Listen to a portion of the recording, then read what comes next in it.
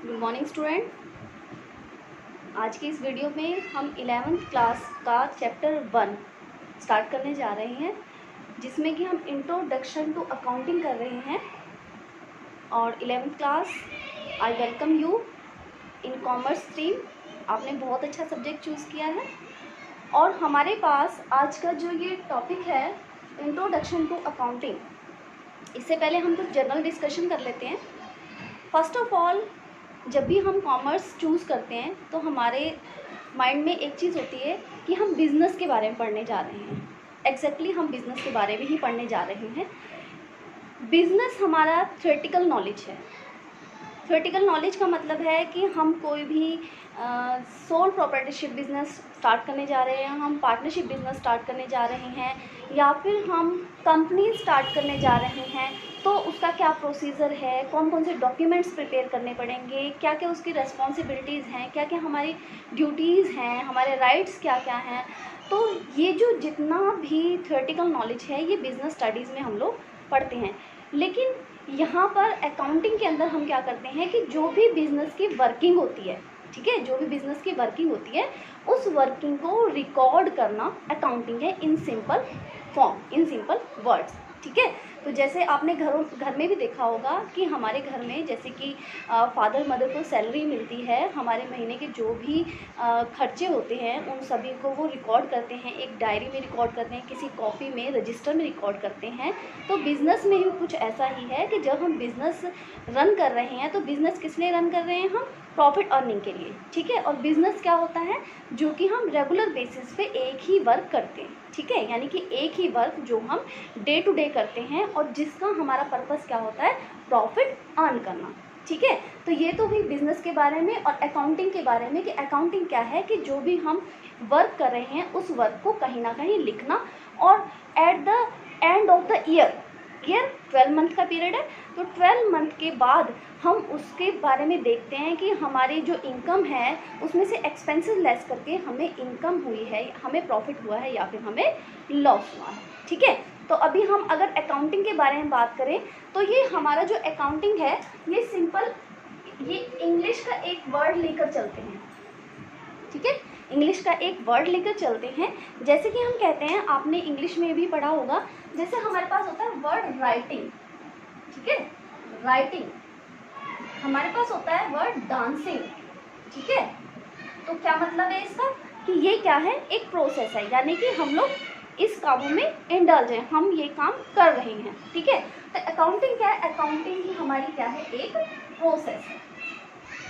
ठीक है, अकाउंटिंग क्या है, एक प्रोसेस है। ठीक है, तो अकाउंटिंग के बारे में मैं और ज़्यादा बताने से पहले आपको ये बताना चाहूँगी कि हमारे डे टू डे में बहुत सारी एक्टिविटीज़ होती हैं। ठीक है, हम सुबह उठते हैं, हम फ्रेश होते हैं, नाश्ता करते हैं, स्कूल जाते हैं, या फिर मदर का कोई काम करते हैं, या फिर सब बाज़ार से कोई काम करके आते हैं। ठीक है, फादर जो हैं वो जॉब पर जाते हैं, बहुत सारे काम होते हैं। ठीक है, तो बिजनेसमैन की भी लाइफ में बहुत सारे काम होते हैं। इनमें से कुछ काम इकोनॉमिक नेचर के होते हैं, कुछ काम नॉन इकोनॉमिक नेचर के होते हैं। सबसे पहले जो है हम अपनी एक्टिविटीज़ को, जो कि हमारी एक्टिविटीज़ हैं, उन एक्टिविटीज़ को हम 2 पार्ट्स में डिवाइड कर देते हैं। ठीक है, एक है इकोनॉमिक और दूसरी है नॉन इकोनॉमिक। ठीक है, ठीक है, तो इकोनॉमिक एक्टिविटीज़ हमारी कौन सी होती हैं, वो सभी एक्टिविटीज़ जिन एक्टिविटीज़ में हमें मनी मिलती है। ठीक है, इकोनॉमिक, जिन स्टूडेंट्स ने 9th-10th में इकोनॉमिक्स पढ़ा है उन्हें पता है कि इकोनॉमिक एक्टिविटी कौन सी होती है, जिनमें हमें मनी मिलती है। ठीक है, मनी। और नॉन इकोनॉमिक कौन सी होती है, जिनमें हमें मनी नहीं मिलती।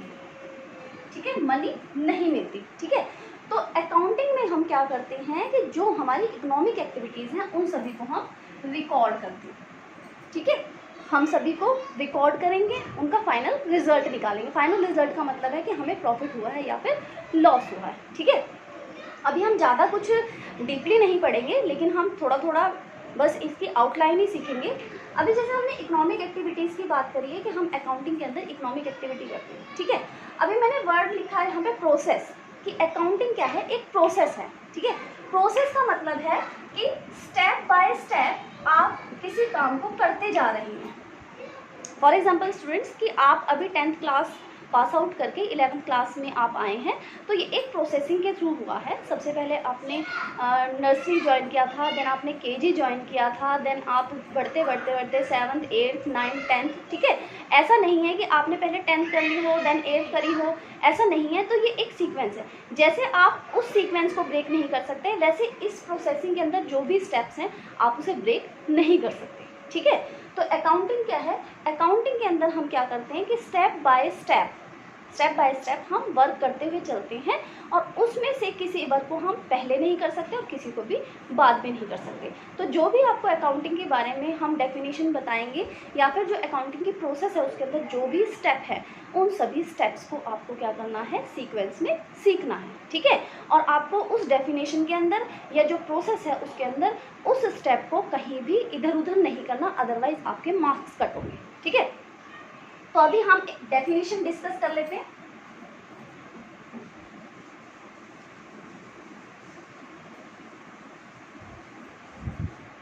अभी देखिए student, accounting is a process, accounting is a process to, अभी जो मैं डेफिनेशन आपको कम्युनिकेट कर रही हूँ उस डेफिनेशन को मैं स्टेप बाय स्टेप बोर्ड पे लिखूंगी, ठीक है, जिससे कि आपके जो प्रोसेस के स्टेप हैं वो भी कंप्लीट हो जाएंगे और उनको जब हम एक साथ पढ़ेंगे तो वो डेफिनेशन भी बन जाएगी, ठीक है। तो अभी क्या है कि accounting is a process of identifying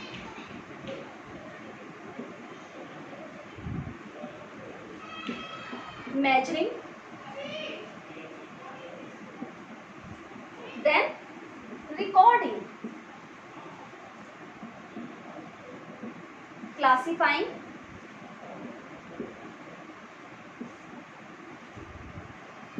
summarizing,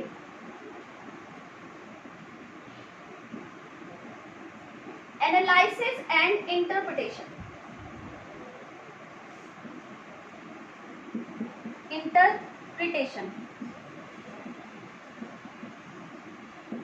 and communicate the information to the user।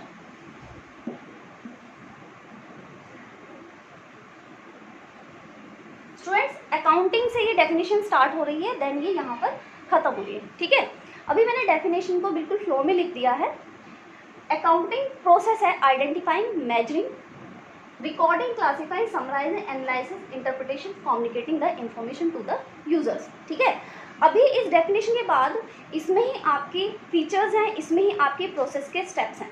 अगर मैं इन स्टेप्स को नंबर 1, नंबर 2, नंबर 3, नंबर 4, 5, 6 और 7, ठीक है, तो ये हमारी प्रोसेस के 7 स्टेप्स हो गए, ठीक है।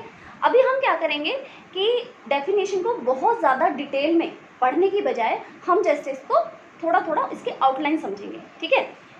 और इसके साथ साथ आपको वीडियो देखने के साथ साथ आपको मैं नोट्स भी प्रोवाइड करूँगी, जो नोट्स आप अपनी फेयर नोटबुक में भी राइट डाउन कर सकते हैं, ठीक है। ये आपके लिए बहुत ज़्यादा बेनिफिशियल होगा।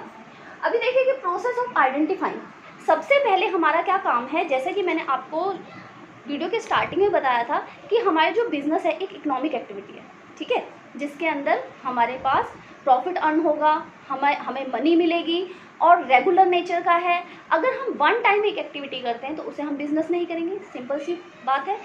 और अगर हम बिज़नेस कर रहे हैं तो हमारी इनकम भी होगी और हमारे एक्सपेंसेस भी होंगे, तो हमें इनकम और एक्सपेंसेस दोनों को रिकॉर्ड करना है, ठीक है।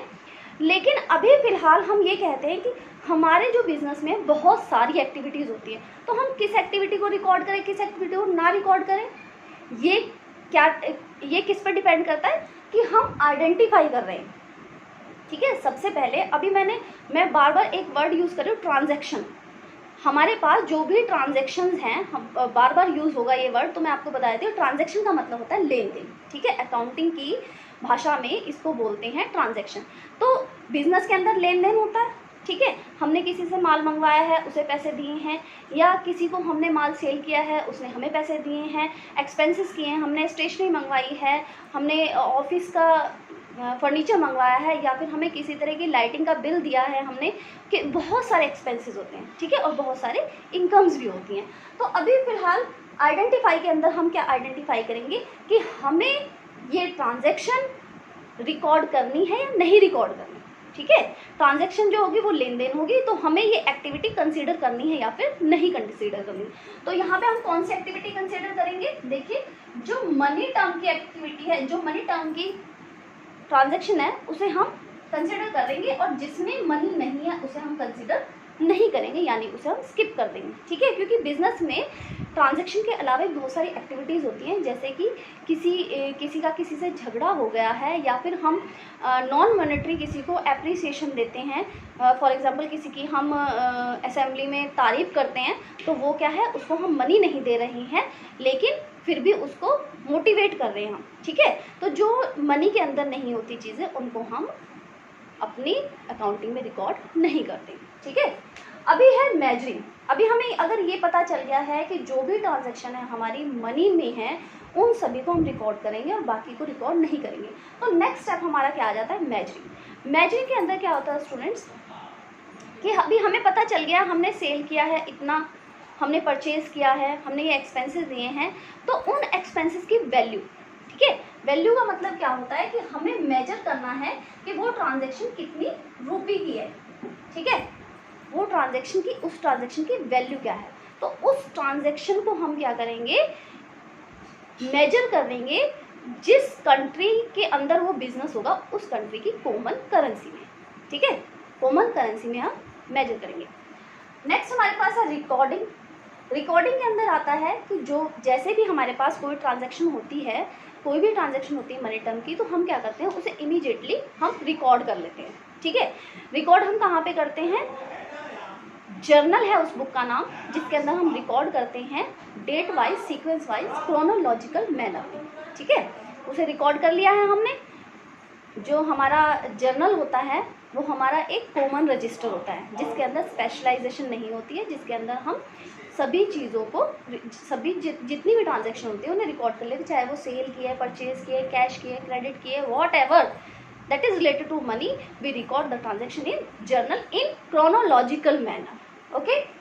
then classifying का मतलब क्या है कि अभी आपने सारे ट्रांजेक्शन्स को रिकॉर्ड कर लिया, ठीक है, लेकिन इतनी सारे ट्रांजेक्शन्स को अगर आप एक साथ रिकॉर्ड कर लोगे तो उसका पर ट्रांजेक्शन पे कितना खर्च हुआ है, या किसी भी हमें सपोज हमने परचेज़ किया है, तो परचेज़ के अंदर हमने कितना पैसा लगाया है, सेल से हमें कितना पैसा आया, ये कैलकुलेट करना बहुत ज़्यादा मुश्किल काम है, ठीक है। तो हम क्या करते हैं, यहाँ पर क्लासीफाई करते हैं, ठीक है। अभी आप देखिए कि स्कूल में भी हम क्लासीफाई कैसे करते हैं कि हमारे पास बहुत सारे स्टूडेंट्स आते हैं। अभी आपने 11th क्लास ज्वाइन करी है, तो 11th क्लास में हमारे पास पहले 10th कॉमन थी, ठीक है, कॉमन थी, लेकिन अभी हमारे पास क्या हो गया, क्लासिफिकेशन हो गई है कि कुछ बच्चे साइंस स्ट्रीम में गए हैं और कुछ बच्चे कॉमर्स स्ट्रीम में गए हैं, ठीक है। तो हमें कितने बॉयज़ हैं क्लास के अंदर, कितनी गर्ल्स हैं, सभी चीज़ों का रिकॉर्ड करना पड़ता है। कितने बच्चे ओबीसी हैं, कितने एससी हैं, कितने जनरल कैटेगरी में, तो ये क्या है, क्लासिफिकेशन है, ठीक है,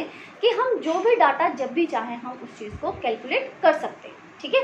तो अभी ये क्या है आपके पास, क्लासीफाइंग के हम अंदर क्या करते हैं कि हम एक प्लेस पे यहाँ पर हम अकाउंट बनाते हैं, यहाँ पर हम क्या बनाते हैं, अकाउंट बनाते हैं। ये मैं आपको सिर्फ आउटलाइन दे रही हूँ, इसको हम डिटेल में बाद में पढ़ेंगे। इसमें हम अकाउंट बनाते हैं, जितने भी नाम आपके पास न्यू हैं, न्यू का मतलब है कैश के ट्रांजैक्शन है कैश अकाउंट, परचेज के ट्रांजैक्शन है परचेज अकाउंट, सेल के ट्रांजैक्शन है सेल अकाउंट, क्रेडिटर्स के ट्रांजैक्शन क्रेडिट अकाउंट, डेटर के ट्रांजैक्शन डेट अकाउंट। इसका मतलब है कि जो भी नया नाम आएगा, Ram, Shyam, Mohan, purchase account, sales account, rent account, कोई भी नया नाम है उस नाम का अकाउंट ज़रूर बनेगा, ठीक है। और उस अकाउंट के अंदर जो इनकम के अकाउंट हैं या जो एक्सपेंसेस के अकाउंट हैं, तो कितना उनमें हमें मिला है, यानी कि हमें रिसीव हुआ है, वो सारा बैलेंस निकलेगा, और कितना हमने एक्सपेंसेस किए हैं उसका भी बैलेंस निकलेगा, ठीक है। तो ये बैलेंसेस हम निकाल लेंगे। यहाँ पर पहले अकाउंट बनाएंगे, एक नेचर की सारी ट्रांजैक्शन अलग अलग अकाउंट में जाएंगी, जैसे कैश का अलग अकाउंट बनेगा, सारी ट्रांजैक्शन कैश की उसमें जाएंगी, परचेज़ की सारी ट्रांजैक्शन एक जगह जाएंगी, परचेज़ रिटर्न की एक साथ जाएंगी, जो आपके रेंट अकाउंट है उसकी ट्रांजैक्शन सारी एक जगह जाएंगी, ठीक है। जो क्रेडिट सेल है उसकी ट्रांजैक्शन एक अकाउंट में जाएंगी। तो यानी कि जब भी आपको बैलेंस चाहिए तो आप उस बैलेंस को देख सकते हो कि हमने किस अकाउंट से कितना कमाया है या किस अकाउंट में हमने कितना खर्चा किया है, ठीक है। नेक्स्ट है हमारे पास समराइजिंग। अभी देखिए कि हमने बहुत सारी जितनी भी ट्रांजैक्शंस थी उन सभी ट्रांजैक्शन को हमने अपने रिकॉर्डिंग यानी जर्नल में लिख लिया, जर्नल में लिख लिया, ठीक है। जर्नल में लिख लिया।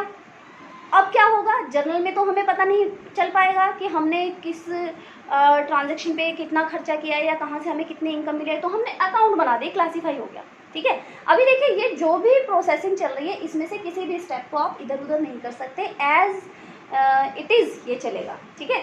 अभी यहाँ पे समराइजिंग आ गया है, आपने बहुत सारे अकाउंट बना लिए हैं, उनके बहुत सारे बैलेंसेस हैं। अभी हमें प्रॉफिट हुआ है लॉस हुआ है इस बात का कैसे पता चलेगा, ठीक है। तो इस बात का पता कैसे चलेगा कि जब आप उसकी समरी बनाएंगे। फॉर एग्जाम्पल आप पूरा चैप्टर पढ़ते हैं, चैप्टर के अंदर हर चीज़ बहुत डिटेल में होती है, लेकिन लास्ट में आपको पॉइंट्स टू बी रिमेंबर दिए होते हैं या फिर समरी दी होती है, ठीक है। तो उसका मतलब क्या है कि जो भी इतने बड़े चैप्टर का जो निचोड़ है वो उसके अंदर है। बिल्कुल सेम यहाँ पर जो इतने सारे आपने अकाउंट बनाए हैं उन सभी के बैलेंस निकाले हुए हैं, उन बैलेंस को यहाँ पर ट्रांसफ़र किया जाता है, ठीक है। और यहाँ पर फाइनल अकाउंट बनाए जाते हैं। अभी हम आगे डिटेल में पढ़ेंगे, अभी मैं आपको ऐसे ही शॉर्ट फॉर्म में बता देती हूँ। फाइनल अकाउंट बनाए जाते हैं। फाइनल अकाउंट के अंदर हमारे पास क्या होता है, trial balance, trading profit and loss और बैलेंस शीट, ठीक है। अभी ये बन चुका है। इसके बाद में हमें उसके बाद में प्रॉफिट हुआ है ये तो हमें पता चल गया, हमारी पोजीशन भी पता चल गई, क्योंकि प्रॉफिट एंड लॉस जो होता है वो परफॉर्मेंस स्टेटमेंट होता है। Remember, profit and loss performance statement होता है और जो हमारी बैलेंस शीट होती है वो पोजीशन स्टेटमेंट होती है, ठीक है। तो अभी कोई भी जो यूज़र है इंफॉर्मेशन चाहिए उसे, तो वो आपके इतने बड़े ट्रायल बैलेंस को या फिर इतने बड़े ट्रेडिंग प्रॉफिट एंड लॉस उसकी समझ से बाहर है, ठीक है। जो कॉमन नॉलेज का पर्सन है जिसको अकाउंटिंग की नॉलेज नहीं है उसे अगर हमें कम्युनिकेट करना है तो हम कैसे करेंगे, उसे बैलेंसेस तो बताएंगे नहीं है, ठीक है। तो हम इससे आगे क्या करते हैं, एनालिसिस एंड इंटरप्रिटेशन, ठीक है। अभी जो 12th क्लास में चल रहा है, 12th क्लास की जो पार्ट बी है वो एनालिसिस एंड इंटरप्रिटेशन ही है, ठीक है। तो 11th में हम क्या करते हैं, समराइजिंग तक काम करते हैं, लेकिन 12th में हम एनालिसिस एंड इंटरप्रिटेशन करते हैं। इसके अंदर हम अपनी जितनी भी स्टेटमेंट्स होती हैं उनके लिए हम निचोड़ निकालते हैं, हम उनकी रिपोर्ट निकालते हैं। उसमें हम ये देखते हैं कि हमें ये प्रॉफिट हुआ है तो क्यों हुआ है, क्या इसका रीज़न है, नहीं हुआ है तो क्या इसका रीज़न है, या फिर हम यहाँ पे एनालिसिस करते हैं, कंपैरिजन करते हैं पिछले साल का इस साल से, और देखते हैं कि पिछले साल से प्रॉफिट हमारा ज़्यादा हुआ है, कम हुआ है, कितने % है इस साल का प्रॉफिट, ठीक है। हमारी एसेट्स और करंट लायबिलिटीज़ के बीच में क्या रेशो है। तो यानी कि जब यहाँ पर हम प्रॉफिट एंड लॉस का एनालिसिस करते हैं तो ये हम क्या कहेंगे, एनालिसिस एंड इंटरप्रिटेशन। इसमें फॉर्मूलाज लगाकर हम, इसमें बहुत सारे हमारे पास टूल्स हैं, ठीक है, एनालिसिस और इंटरप्रिटेशन के, उनको हम यूज़ करते हैं, ठीक है। और लास्ट जो है हमारा communicate to the information to the users, ठीक है। अभी हमने इतना सारा काम किया वो किस लिए किया है, क्योंकि हमारे पास बैंकर्स हैं, हमारे पास ऑनर्स हैं, हमारे पास मैनेजमेंट है, हमारे पास क्रेडिटर्स हैं, सप्लायर्स हैं, हमारे डेटर्स हैं, ठीक है, बैंक है, गवर्नमेंट है। इन सभी को अपनी जो मतलब की इन्फॉर्मेशन है, मतलब की इन्फॉर्मेशन क्या है कि जिस इन्फॉर्मेशन को ना मिलने से उनका नुकसान हो जाता है, ठीक है, और जिसको मिलने से वो डिसीजन ले सकते हैं और ना मिलने से उनका डिसीजन जो वो इफेक्ट होता है, ठीक है। तो उन सभी इन्फॉर्मेशन को इन्हें प्रोवाइड करना, ठीक है। तो ये जो हमने काम किस लिए किया है, ये अपने लिए भी किया है जिससे हम फ्यूचर में डिसीजन ले सकें, ठीक है, आगे के लिए हम इम्प्रूव कर सकें। और जो हमारे यूज़र्स हैं इन्फॉर्मेशन के, इंटरनल यूज़र भी होते हैं, एक्सटर्नल यूज़र भी होते हैं, ठीक है। तो इंटरनल और एक्सटर्नल हम बाद में पढ़ेंगे, तो मैं अभी आपको जस्ट ऐसे ही बता रही थी, इंटरनल और एक्सटर्नल जो यूज़र्स होते हैं उन सभी यूज़र्स को इन्फॉर्मेशन प्रोवाइड करना, ठीक है। स्टूडेंट, अभी मैंने आपको जस्ट ये आउटलाइन बताई थी और हम डिटेल में नेक्स्ट वीडियो में पढ़ेंगे।